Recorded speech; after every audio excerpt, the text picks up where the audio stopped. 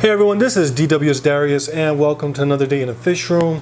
Today I want to give you guys a tour of what's going on. So this is going to be the first fish room tour of 2018. So let's get to it.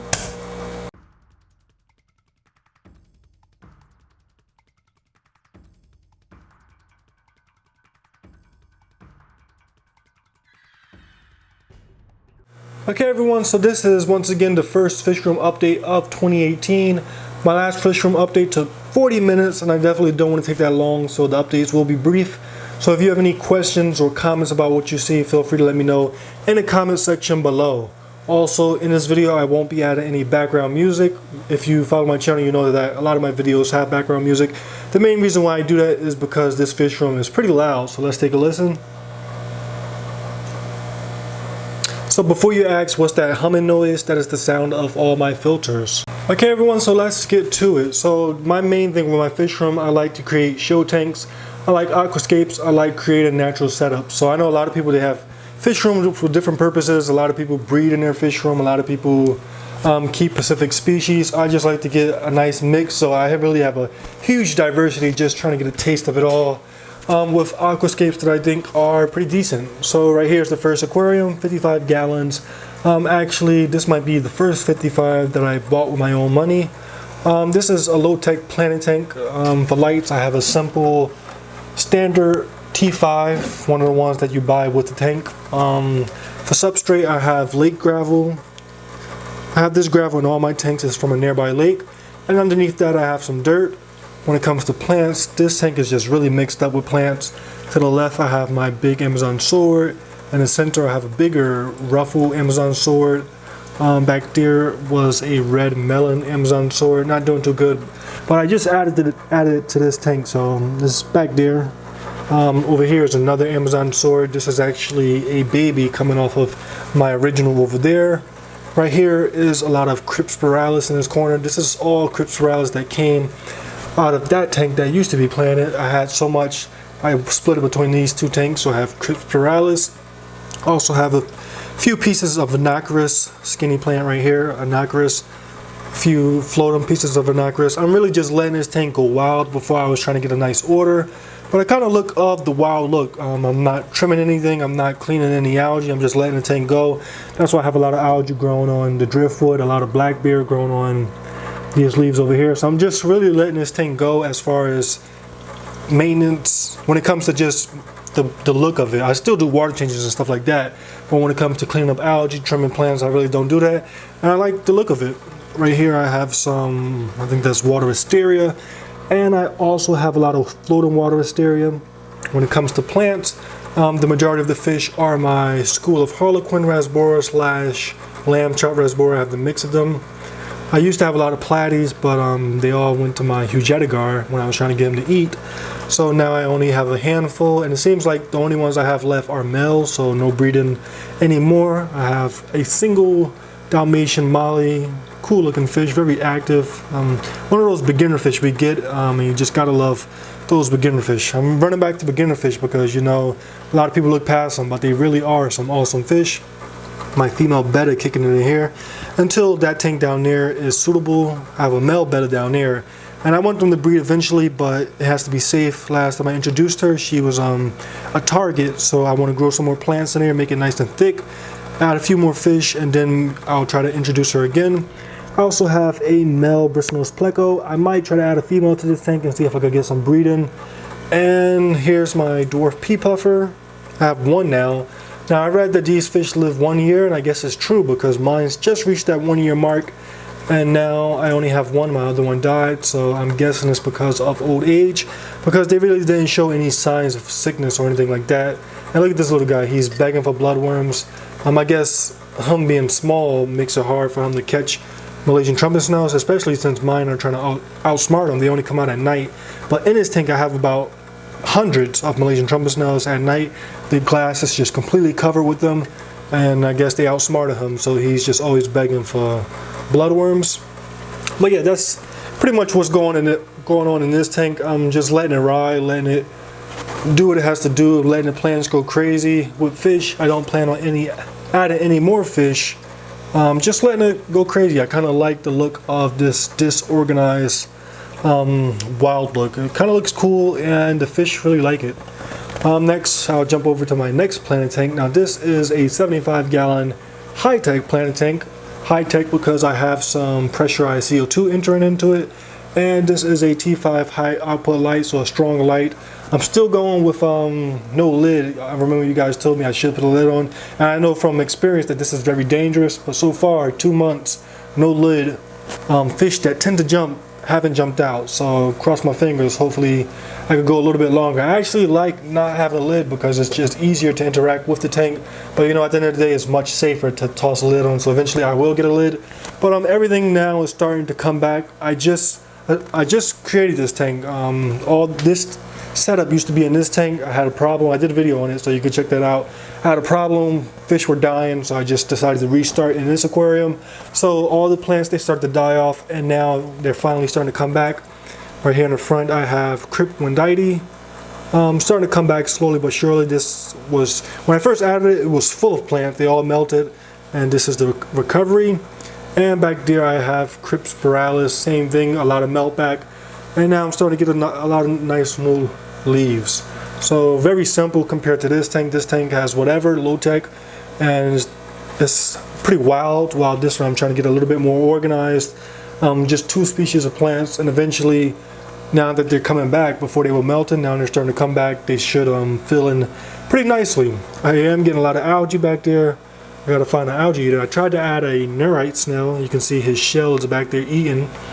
So they killed him, so I gotta find a fish, maybe a pleco or something, just to clean up some of that algae. But yeah, pretty soon this should get nice and thick, and this will be a very enjoyable tank.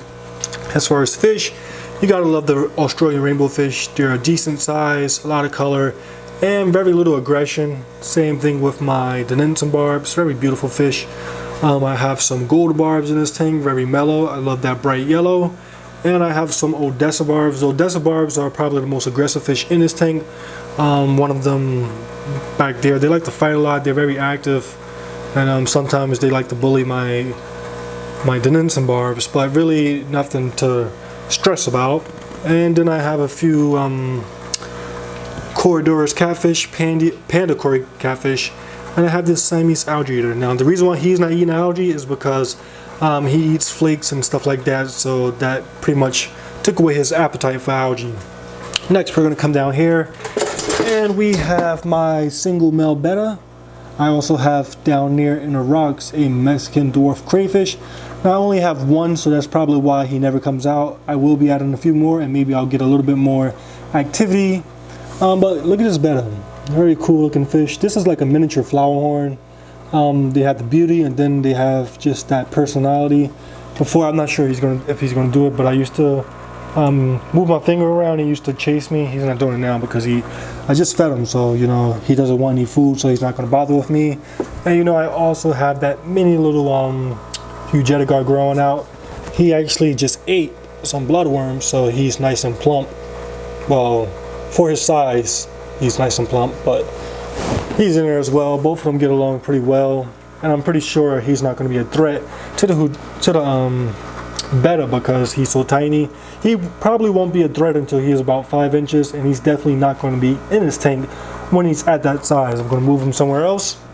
As far as the plants, a little bit of Inocarus. Now this tank doesn't have a lot of flow. I'm just using a sponge filter, so I got a lot of algae growing on this stuff. So hopefully, I plan on adding a few more fish. I bought like 25 endlers, baby endlers. They're very small. Now I gotta be honest, the reason why I bought them was so that this guy could have some food. But I think that a lot of them, well, a good portion should survive with all these hiding spots, and because of that, they should do a good job cleaning up some of this algae. This tank is also infested with Malaysian trumpet snails. There's no predator, so a lot of these like to stay out in the open. But yeah, that's that tank. Over here is my shame tank, so I'm just going to cover that. Next we have, this is my 29-gallon Hillstrom aquarium. You can see that the scape in this tank is just dramatically different. Now what happened was, I had a fish in this tank that I added a couple of months ago, extremely aggressive. Let me see if I can find them for you guys. It is a neon blue goby. Now I didn't expect to be aggressive. I already had one, and I went and bought another. The one that I bought was a male. The one that I originally had was a female. And the male was just extremely aggressive. I tried to catch him. Right now he's not in view. I'm not sure where he's at. But yeah, he was extremely aggressive. So what I did was I took out all the rocks and I tried to catch him. And right when I had him in the corner, he went and squeezed behind the background. And you know, once you go back there, this thing is silicone to the back, but there's still the cracks that they could fit behind. So I just couldn't get him. So what I did was I just did a rescape, because whenever I take apart a scape, I can never put it back together the way it was before. So I rescaped the tank, and my goal was just to get some more height on these rocks, because you know I like to grow the algae. The majority or the main fish in this tank are my hillstream loaches. I have one right there. You can see one back there. A baby up here.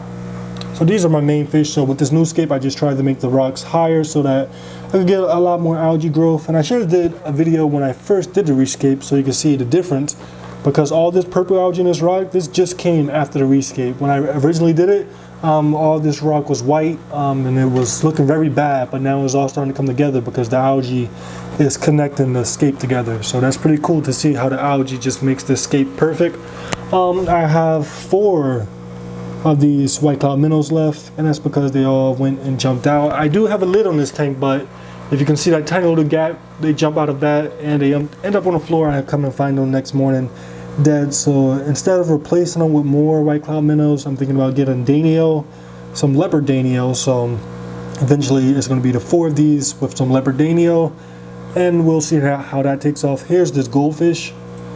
Now I got a few suggestions as far as names. Lucky, a few other names. Lucky was the most memorable name, but this guy is just non-stop growing.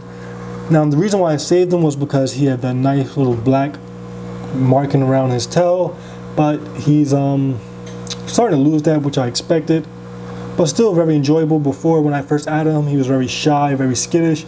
Now this fish loves to eat and just very personable. So he's growing nicely. He's growing very fast, pretty much too fast. But when spring comes around, he's going to go in the pond and he's going to be awesome. But probably when spring comes, he's probably going to gain another 2 or 3 inches. Now I'm trying to stall so that I could give you guys a look at these gobies. And there's the guy right there. That's the male. Now right now you really can't see his blue, but he looks pretty cool. If you see him perched on a rock up here, he has a nice little blue color to him, but this fish can be nasty. Now ever since I did the rescape, he's definitely calmed down a lot.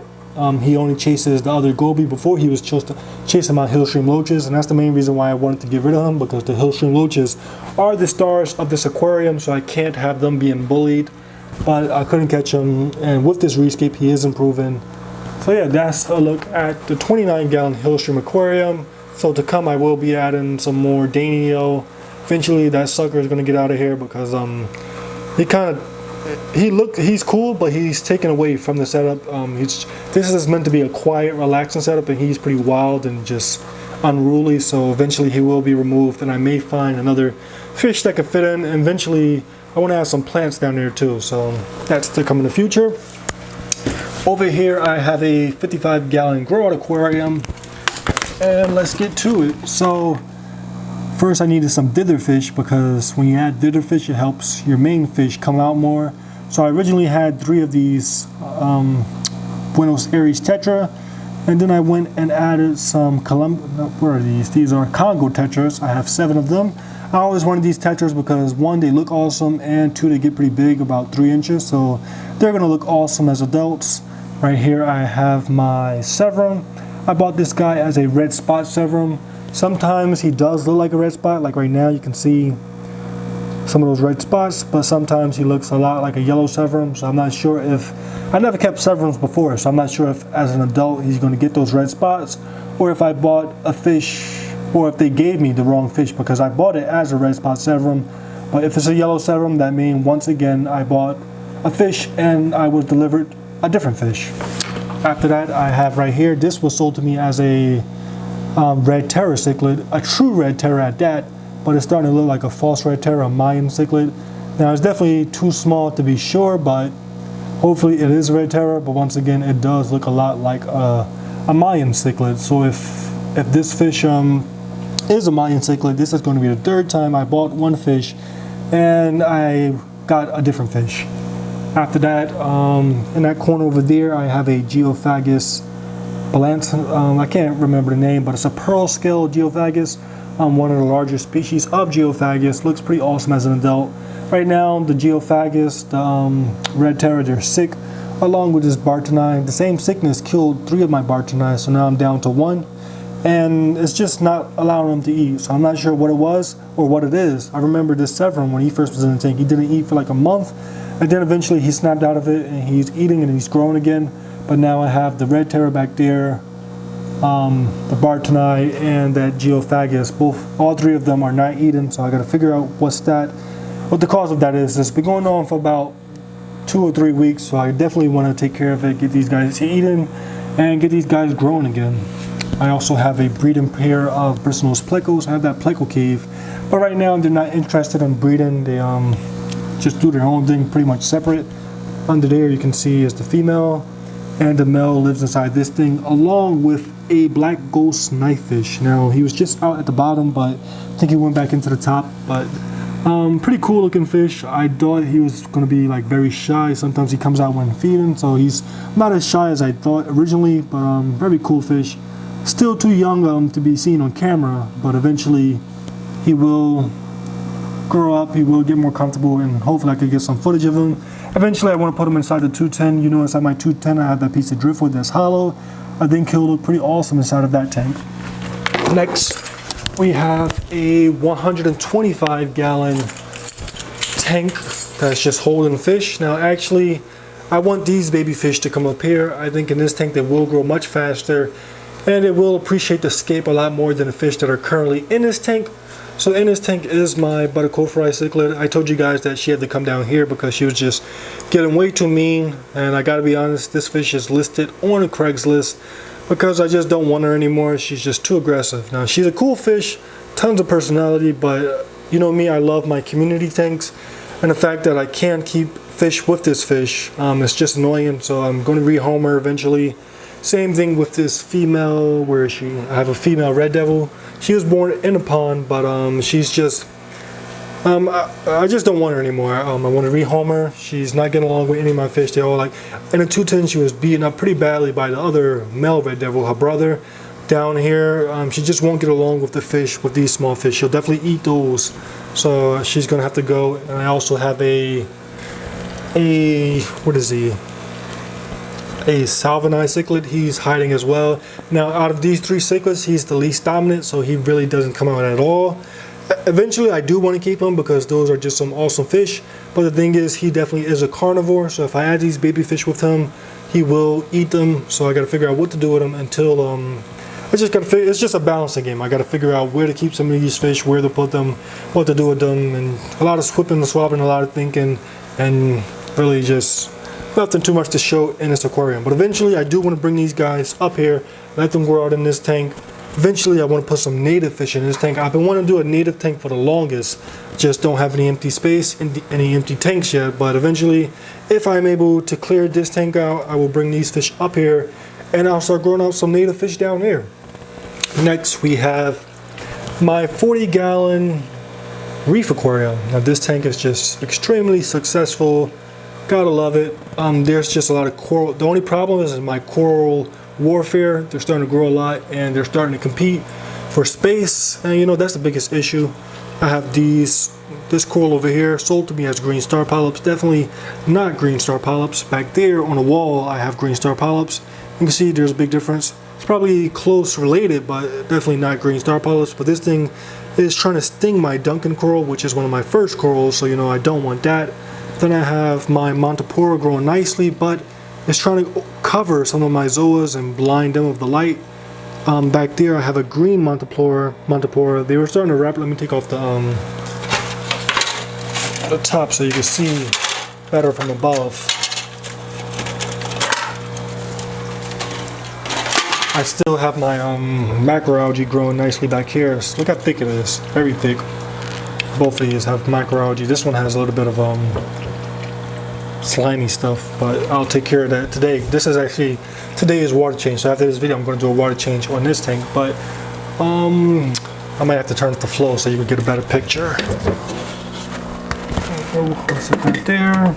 I'm gonna make this raw. Usually I don't do raw videos, but for the sake of making this video not too long, it's gonna be raw. So right here you can see the amount of pour. This piece right here that was taken off, I actually trimmed that because it's grown over my zoas, killing them. Right there is a piece of the trimming. I'm gonna try to grow that on the wall. Then down there I have another piece of the trimming. Now right here is a red montipora, and between it is a green montipora. Both of these are competing for light and they're just wrapping around each other. Both of them trying to get on top to get the most amount of light. You can see that the red is more victorious. So eventually I do think that the green will die off, but we'll see with that. So that's the main issue. These corals are fighting for space. Look at the yellow polyps trying to take over the green polyps. So that's the main issue. Corals having so much success that they're starting to grow over each other and starting to fight. But other than that, the tank is very enjoyable, very beautiful, and just so much activity, so much life. The corals, the fish, even the things that I didn't buy. There's like a lot of worms and just crazy stuff in this tank. I really don't like them, but they're still very interesting to watch and to see move around in this aquarium. So that's a look at the 40-gallon Reef aquarium. And to my surprise, I started reef keeping and I was very scared, but you know, this definitely proved that reef keeping isn't as hard. Now I know a lot of people didn't have as much success as I had, but I really didn't put a lot into this tank and I'm getting a lot back out. I put a lot of money into it, but I didn't really face a lot of losses. I didn't face a lot of the problems that a lot of beginners face. So maybe I'm lucky, or maybe it's just not as hard as some people build reef aquariums to be. Next, I have laundry day right here. Then I have my African cichlid tank. Let me see, the water is a little bit cloudy. I'm not sure why that is. I think it's because lately these fish been spooked. For those of you who keep African cichlids, you may know that sometimes they just get all shy and nervous and they start darting around. And that's probably why the tank is so murky, because they're darting around, stirring up the gravel and causing it to be murky. But this tank is very enjoyable. When I first started in the hobby, African cichlids were one of the first fish I kept. And you know, I just can't get rid of my African cichlids. Some of my oldest fish include this Tropheus, the boy size cichlid. In my first 55-gallon African cichlid tank, he was in there. So definitely some history with this fish. The dominant male of this aquarium, once again, there's like no main dominant male. The position changes all the time. So right here I have my tangerine tiger. Sometimes he's the boss. My dragon blood is sometimes the boss. And this Labio Tropheus, he's sometimes the boss as well. So it's really, they take turns being dominant. I guess it depends on who's feeling good, who's feeling happy that day. But it's very, very weird. My tank and my hierarchy is very different compared to most hierarchies. Back here I have the 6-bar Frontosa. Quiet little fish, you barely notice them. They hide a lot, but they definitely are growing. 2 of those. Then I have my clown loaches. Growing nicely. My jumbo one came out yesterday and he's definitely almost 12 inches long, so definitely very cool. Eventually I was thinking maybe I'll take the clown loaches out and give them a tank for themselves so that I can actually see those jumbo clown loaches in action more. But for now they're chilling with African cichlids, and not much to say about this tank. Looking awesome. A little murky, but eventually that will clear up. They're in a phase right now of just being very spooked. They're very timid. If I move too much, they're all going to hide behind the rocks. And, you know, for those of you who keep African cichlids, you know that this is pretty common. Sometimes they just get in these moods where they just are panicky, they're very shy, and they're very timid.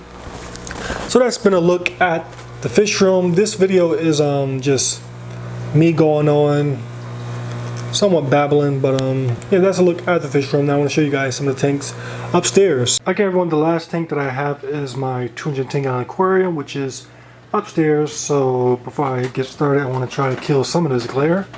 So we're going to close some of these blinds really quick. We have the dogs coming to observe this last update. Yeah, this is the 210-gallon aquarium. I know closing these blinds will only help a little bit, but a little is better than nothing. So the glare is still there, sorry about that. If you want to see this thing better without the glare, I just did a video last week, so you can make sure you check that out to get a full view of how this tank looks. But as far as an update on this aquarium, I'll give you guys a look at some of the main fish, like my peacock bass. These peacock bass compared to my last one are a lot more timid. I'm starting to be confident that they are Cichlid Azul. Right now this is still their juvenile coloration, but eventually they will lose the spots The two bars in the middle will become a lot more bolder or just more seeable, and they're gonna look like regular Cichlid azules. They're just young and in their juvenile coloration. I have two of these. I was thinking about getting a third different species just to bring out more boldness and just to get a change of color, because you know the azules are more duller or grayer or just not as gold. I like that solid gold, so I might get a Cichlid Accelerus or something like that just to go on with them. And I also have one more predator that I want to add to this tank, but still got to figure out. This tank will be overstocked if I add them, but eventually I hope to get my new tank this year and I can spread out some of them. This is the dominant male right there, the red devil. He was born in a pond, so he's awesome. Right here's my black belt, second dominant, about 8 inches. The red devil's about 9 inches. The peacock bass are about 9 going on 10 inches. My green terrors, I get a lot of questions about them. The parents, I actually sold them. They just weren't surviving in my aquariums, so hopefully they have a better life now. Right here's their son. You can see he's still not looking too good, but this spring going into summer I will add him to the pond, and hopefully they could just gain some confidence, some strength, and some color in that pond. Here's the Hugetigar. Added him to this tank. He definitely loves the setup, all the plants and driftwood. It makes him feel a lot more confident. He doesn't really like the flow, but the flow is very necessary because it helps keep this tank nice and aerated, and it makes the gas exchange very, very nice. When I first added him, he didn't eat for like a week, but now he's eating and he's like he's back to being a top predator. When I move my hand around, he's quick to go and just go crazy, so that's cool to see. Back there's the Snook Cichlid. Since he's been in this tank, he's about 5 inches now. I bought him at 4 inches, so he put on a nice inch. Who else? I have the Datnoid. He's timid because he's the smallest, but he's also grown as well. He's somewhere in this one right there. He's coming out to peek out because I still got to feed feeders to the Hugetigar, so he comes out and he grabs him a feeder as well. As tiny as he is, he still eats live fish. Hopefully I could get him on some pellets, because then I could feed him more, he could grow faster, and he could be more seen in this aquarium. I also have a Jack Dempsey Cichlid. Where is he? Look at this. I have this Jack Dempsey for a while now. A lot of you guys haven't seen him, and that's because he's so shy, but he's almost 5 inches, and he's definitely a beautiful fish. I just gotta find a perfect setup, because this setup, he's pretty small, so he really doesn't feel confident. I gotta find a tank where he can be more confident and just show off some of those nice colors. I have the giant gourami. Downstairs, the giant gourami was one of the boldest, meanest fish, and now look at him. He's tucked away in the corner, and it's not that the fish are hard on him, it's just that he doesn't, it's like either he's boss or he's just unwilling to be seen. So because he's not the boss, he stays in his corner, stays to himself. Every now and then comes, grab some oxygen, every now and then go to the bottom, grab some food, but really in his tank he's not active at all. Behind this rock I have a 4-lined Pictus catfish. You know the regular Pictus catfish, the spotted Pictus catfish, those are more common. Those get around 6 inches.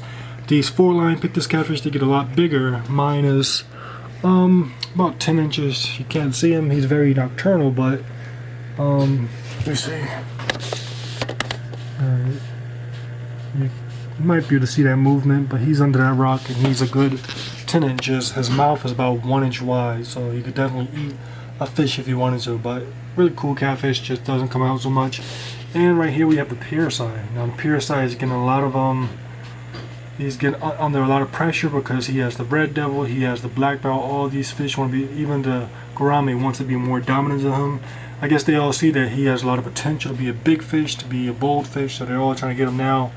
But hopefully he catches up in size and also in rank, because he definitely could be a cool looking fish. He's starting to come in, his gold colors are starting to come in. Before he was more darker, and now you can start to see that gold scale, so that's pretty cool. But yeah, that's a look at the 210, and as of now I'm doing awesome. I'm going to add a few more fish, then eventually when I get my big tank I'm going to separate.